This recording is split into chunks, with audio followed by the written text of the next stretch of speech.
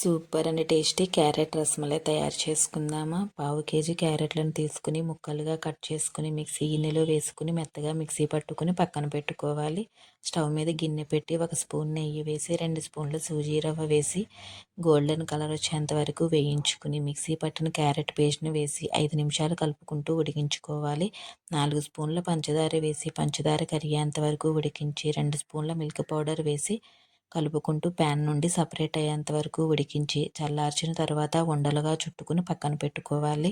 Stove మీద గిన్నె పెట్టి కొద్దిగా వాటర్ పోసి 1/2 లీటర్ పాలు పోసుకుని 5 నుంచి 6 పొంగులు వచ్చిన తర్వాత 4 స్పూన్ల పంచదార వేసి పంచదార కరిగేంత వరకు మరిగించి ఒక గిన్నెలోకి 2 స్పూన్ల కస్టర్డ్ పౌడర్ వేసుకుని కొద్దిగా వాటర్ పోసి ఉండలు లేకుండా కలుపుకుని మరిగిన పాలల్లో వేసి కలుపుకుంటూ 5 నిమిషాలు ఉడికించిన తర్వాత డ్రై ఫ్రూట్స్ వేసుకుని చల్లారిన తర్వాత క్యారెట్ జాములతో కలిపి చల్లగా సర్వ్ చేసుకుంటే super and tasty carrot rasmalai ready.